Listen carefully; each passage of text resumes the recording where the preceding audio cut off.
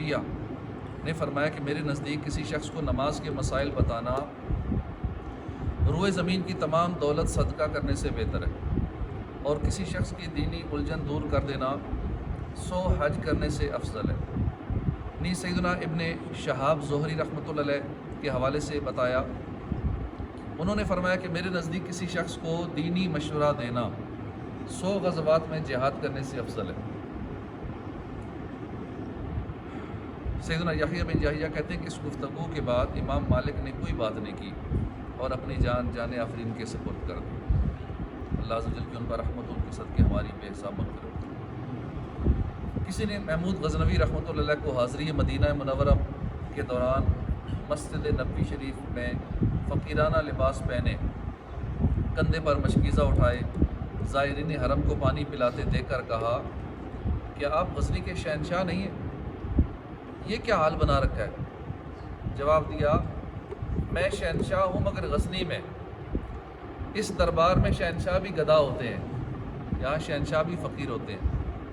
پوچھنے والے کو یہ دیوانگی بھرا جواب بہت پیارا لگا۔ کچھ دیر بعد اس نے دیکھا کہ مصر کا بادشاہ، مصر کا شہنشاہ شاہی پروٹوکول کے ساتھ، روب داب کے ساتھ چلا آ رہا ہے۔ اس شخص نے بڑھ کر کہا کہ آپ نے اتنی بڑی جسارت کی کہ مدینے میں آپ بادشاہوں جیسے پروٹوکول کے ساتھ حاضر ہوئے حضور کی بارگاہ میں۔ تو جو جواب مصری شہنشاہ نے دیا وہ بھی سنہری حروف سے لکھنے کے قابل ہے۔ شاہ مصر بولا، اے سوال کرنے والے، یہ بتاؤ کہ یہ بادشاہی کس ہستی نے عطا کی ہے؟ یقیناً مدینے والے آقا صلی اللہ علیہ وسلم کی ہی عنایت ہے، لہٰذا شاہی تاج و لباس کے ساتھ حاضر ہوا ہوں تاکہ دینے والا اپنی آنکھوں سے دیکھ لے کہ میں نے اس کو کیا دیا۔ دونوں کے جواب اپنی جگہ ٹھیک تھے کہ محمود غزنوی وہ بھی بادشاہ ہیں، وہ فقیروں والے لباس میں حاضر ہوئے، کس دربار میں عاجزی کرنی چاہیے، وہ بھی جواب اچھا تھا، اور یہ بادشاہ بادشاہی لباس میں آئے تو ان کا جواب بھی ٹھیک تھا، دونوں کی نیت صحیح تھی۔ کس چیز کی کمی ہے مولا تیری گلی میں، دنیا تیری گلی میں، عقبہ تیری گلی میں۔ عاشق بے مثال سیدنا بلال رضی اللہ عنہ کا نام زبان پر آتا ہے تو بے ساختہ ایک سرتپا عاشق رسول ہستی کا تصور قائم ہو جاتا ہے۔ ایمان لانے اور غلامی سے آزادی پانے کے بعد عاشق بے مثال سیدنا بلال رضی اللہ عنہ نے اپنی زندگی کے حسین ایام حضور کی خدمت میں گزارے، لیکن وصال ظاہری کے بعد ہجر رسول کی تاب نہ لا کر مدینہ منورہ سے ہجرت کر کے ملک شام کے علاقے داریہ میں سکونت اختیار فرمائی۔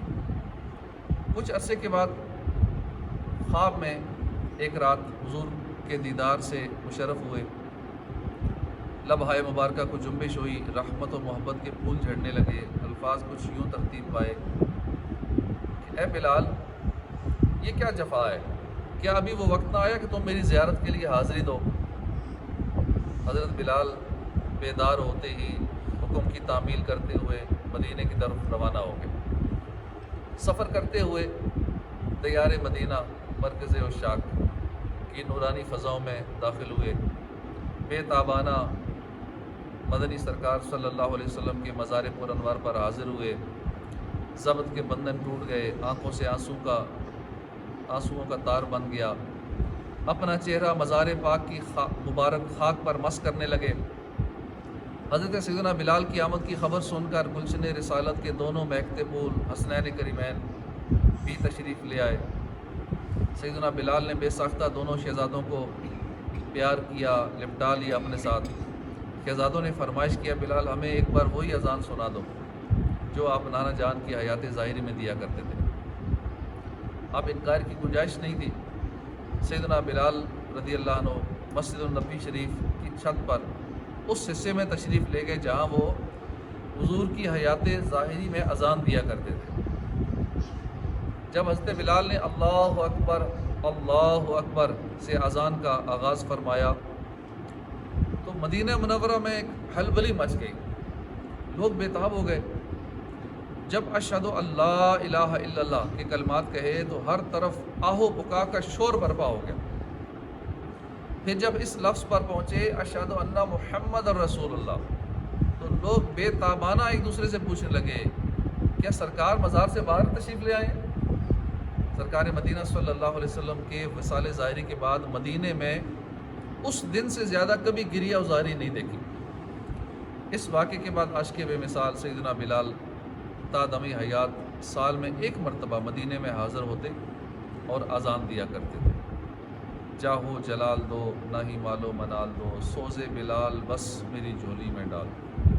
اللہ پاک ہمیں بھی بار بار مکہ مدینے کی حاضری نصیب فرمائے، آمین بجاہ نبی الامین صلی اللہ علیہ وسلم۔ الحمدللہ۔